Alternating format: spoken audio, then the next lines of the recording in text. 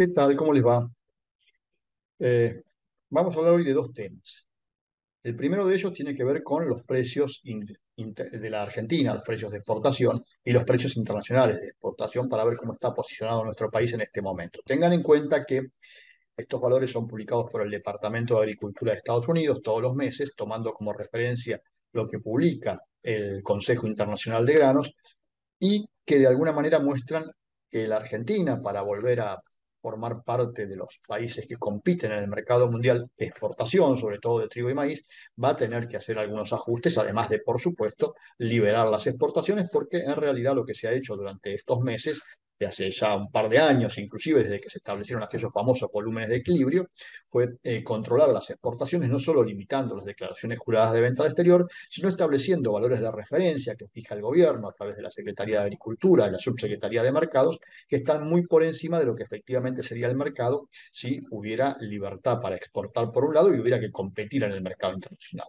Vamos a empezar por los valores del trigo, que muestra la última publicación del Departamento de Agricultura de los Estados Unidos, y ahí tienen ustedes los valores del trigo de cada uno de los países que exportan, y está señalado con una flechita el caso de Rusia, que evidentemente desde que entró en el conflicto con Ucrania, a partir de su invasión de Ucrania, empezó a vender el trigo muy barato en el mercado mundial para que más allá de las sanciones económicas que se le impusieron a Rusia, este pueda ser un mercado en donde Rusia puede colocar su trigo.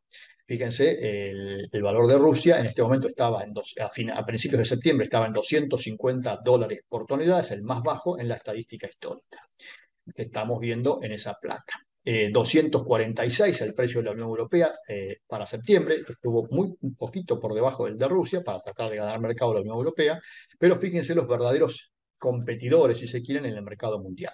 Australia $312, Canadá $318, Estados Unidos 314 y la Argentina aparece también con $314, que si la Argentina estuviera realmente exportando trigo, no podría conseguir ningún cliente a ese valor, a excepción de lo que podría ser eventualmente Brasil por la diferencia que tenemos en el arancel externo común. De todas maneras, ya cuando miramos los valores que corresponden a la cosecha nueva, que están más en consonancia con el mercado mundial, estamos hablando de un mercado de alrededor de $260 por tonelada para el trigo argentino para empezar a competir, perdón, en el mercado mundial.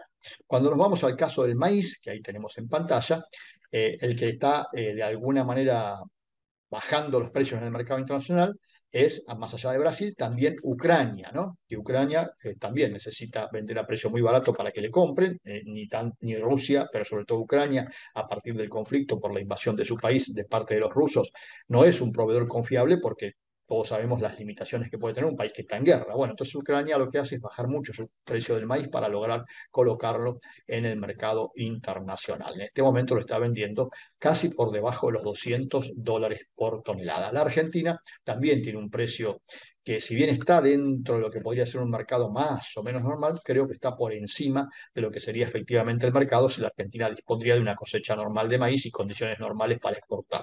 Estamos hablando de 230, $240 por tonelada, cuando en realidad yo creo que el precio verdadero del maíz argentino debería estar más cerca de los 220.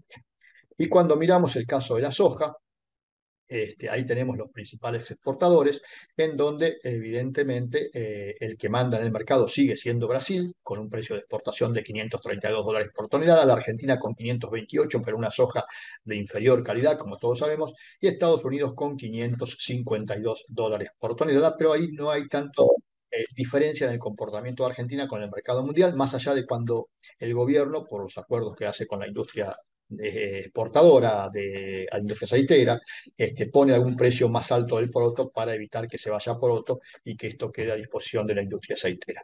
Y hablando de la industria aceitera, que sabemos tiene muchos problemas para abastecerse de soja este año en el mercado local por las limitaciones que hay en cuanto al volumen de la cosecha, ahí tenemos la comparación de los diferentes aceites, en donde el precio promedio del mes de agosto para el Golfo estuvo en $1.627 la tonelada, en Argentina en $997, en Brasil en $977 por tonelada, y comparado con el Palma de Indonesia en 889 y el de Malasia en 861. Como ven, Brasil también a través de precios se ha vuelto sumamente competitivo en el mercado de aceites, al igual que en el caso de las harinas de soja. En este caso, el Golfo 494 fue el promedio, y ahí lo vemos, 487 para la Argentina y 470 para Brasil.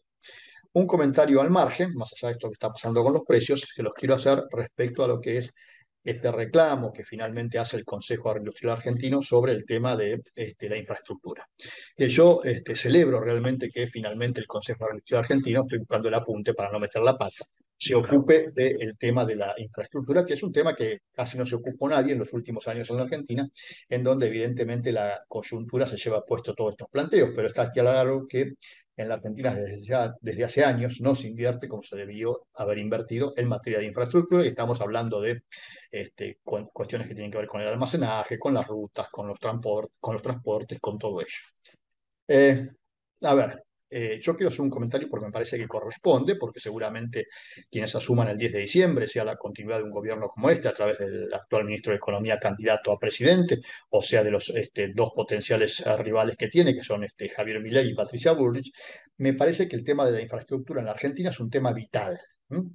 Pero no se pueden cometer los mismos errores del pasado. No se pueden cometer los mismos errores del pasado. Por eso me preocupa que sea el Consejo Agroindustrial Argentino el que plantea esto, porque lo está planteando desde un punto de vista que a mí no me gusta demasiado. ¿A qué me refiero con esto?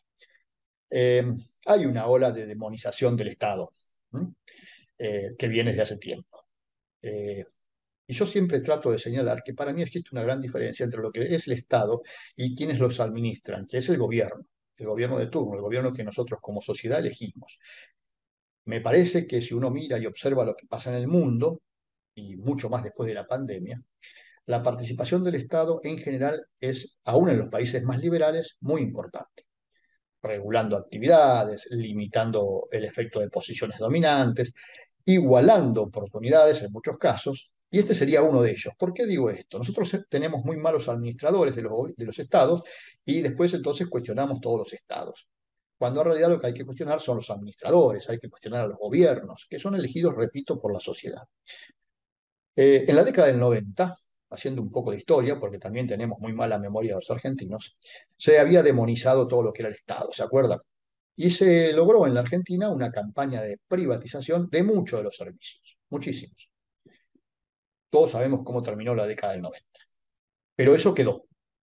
Una de las cosas que quedó fue, por supuesto, la desaparición de la entonces Junta Nacional de Granos y con ella de todos los servicios públicos que cumplía la Junta Nacional de Granos, entre ellos todos los elevadores y los puertos. Y hubo toda una ola de que todo eso tenía que ser privado. Eh, Lo cual, a ver, por un lado corresponde alentar la inversión privada, pero con temas tan sensibles como son los puertos, las vías navegables, ahora está la discusión por la hidrovía, como es inclusive el transporte interno por ferrocarril, por ejemplo. Yo no lo tengo tan claro de que se deba ser todo absolutamente privado. ¿Por qué? Porque como estamos ahora, que es todo absolutamente privado, inclusive la parte de transporte ferroviario que hace a los granos, quien maneja esos se convierte en un, por supuesto, participante estratégico del mercado y en muchos casos limita la competencia. Es decir, para ser más claro con un ejemplo, a ver si puedo expresarme.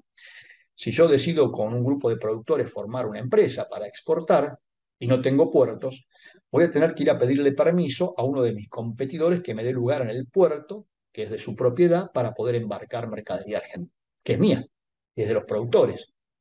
Y no va a ser fácil si ese propietario del puerto ve que yo le voy a hacer competencia. Lo mismo pasa con el transporte ferroviario, por ejemplo. Entonces, me parece que ahí corresponde tener una función de servicio público. Y debería haber puertos públicos para que nosotros, si un día decidimos salir a exportar, como de hecho estaría dentro de las posibilidades teóricas, no tengamos que caer en uno de los propietarios privados de puerto que son competencia nuestra. Tengamos que ir a un puerto que nos dé un servicio público y que nos permita entonces sí participar del negocio. Casi nunca va a ser en igualdad de condiciones que el dueño del puerto y la gran empresa exportadora, pero por lo menos que me brinde la oportunidad de hacerlo.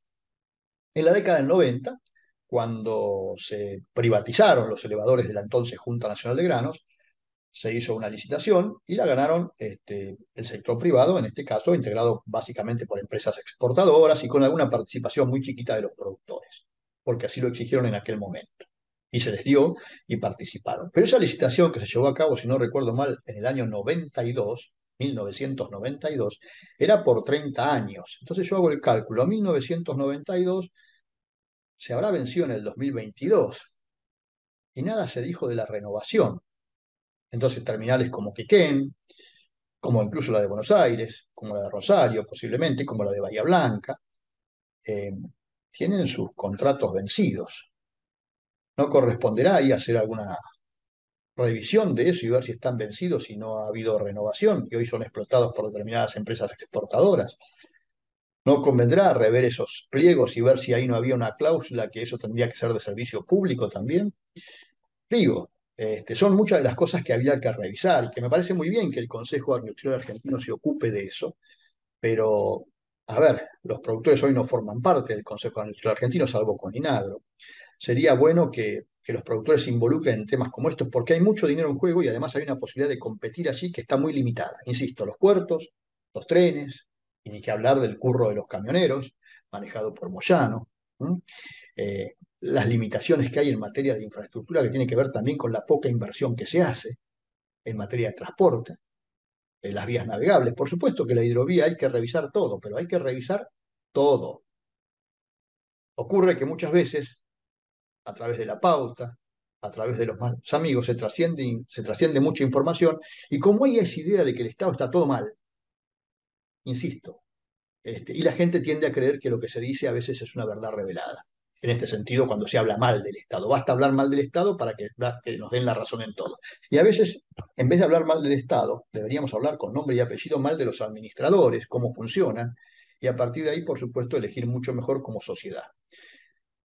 Y revisar cuestiones que no necesariamente deben ser como son o como se intentan hacer creer. Insisto, hay que aprender de las experiencias. En la década del 90 se hicieron muchas cosas bien, pero se hicieron muchas cosas mal.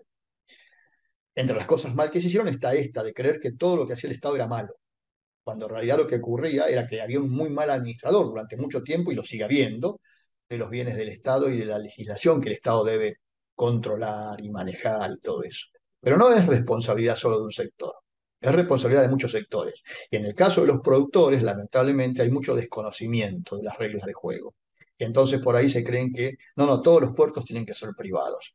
No, piensen ustedes, como productores alguna vez, si deciden ir establecer una cooperativa, una agrupación de productores y necesitan exportar.